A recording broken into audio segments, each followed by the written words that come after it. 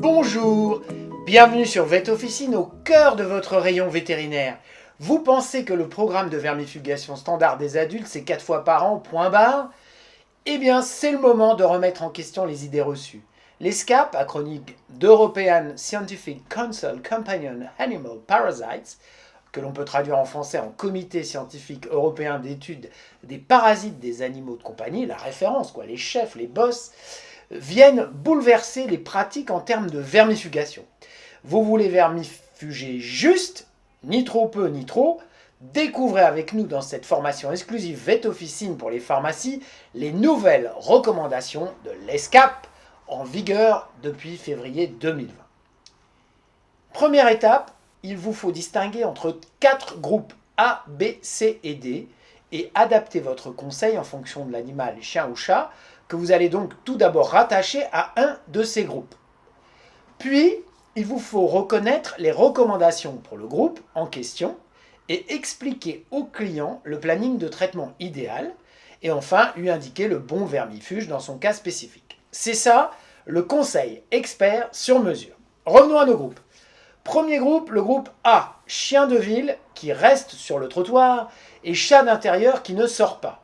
Pas de contact avec congénères, bac à sable, escargot, proie, régime industriel, pas d'enfant. Votre recommandation, vermifuger de 1 à 2 fois par an, en priorité contre les vers ronds, principalement les ascaris. Deuxième groupe, le groupe B, en contact avec des congénères, bac à sable, mais ne consomme pas d'escargot, proie, régime industriel. Il peut y avoir des enfants dans la famille.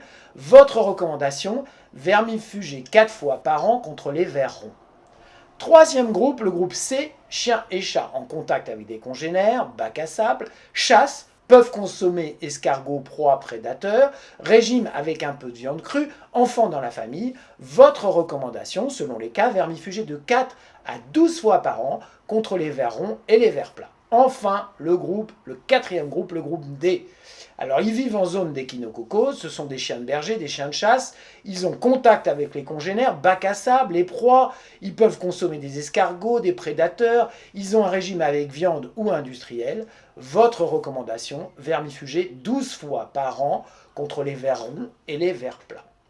Viennent ensuite les cas particuliers, chiots et chatons, donc vermifuger dès 15 jours contre les vers ronds, puis tous les 15 jours jusqu'au sevrage, puis une fois par mois jusqu'à la fin de la croissance.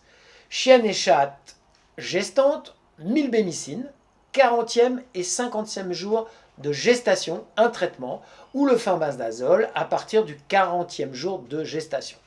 Enfin, les allaitantes à traiter en même temps que les chiots ou les chatons. S'il y a une infestation par les puces, il faut traiter contre les vers plats. Et en cas de d'hyrophilariose, il faut un traitement mensuel à la saison des moustiques. Vous voyez, on est beaucoup plus subtil, beaucoup plus spécifique. Je voudrais vous simplifier la vie. Si le chien ou le chat peuvent avoir accès à des congénères, mais n'ont pas de risque de consommer des proies, c'est-à-dire ils ne sont jamais en liberté, ils sont toujours en laisse. 4 fois par an, comme c'est la tradition, peut convenir, à condition qu'il n'y ait pas d'enfants dans la famille. S'il y a des enfants dans la famille, ne prenez aucun risque, conseillez de vermifuger au moins tous les 2 mois. Si on a un risque de consommation de proie, parce que le chien ou le chat, le chasseur ou le chien est en liberté, là, allez plutôt vers une vermifugation mensuelle. Il n'y a aucun risque. Les vermifuges ne sont pas rémanents. Enfin, en tout cas, tous ceux qu'on connaît. C'est-à-dire que quand vous donnez un vermifuge, il n'agit que le jour même, voire le surlendemain. Mais en tout cas, il n'y a aucun risque à renouveler le traitement 4 jours après, 3 jours après. Si un client ne sait pas quand il a vermifugé la dernière fois, mieux vaut trop que pas assez.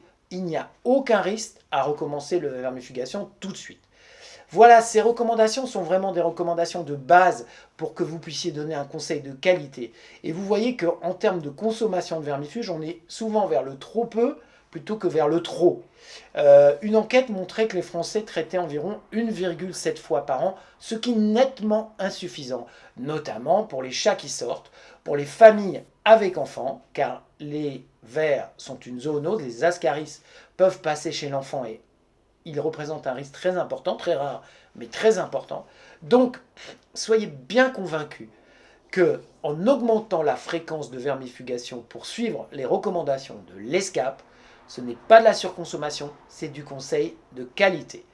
Voilà, j'espère que cette formation vous a été utile et nous vous conseillons de vous rendre sur notre site internet vetofficine.com où vous retrouverez tous ces conseils, la vidéo en question et bien d'autres choses encore.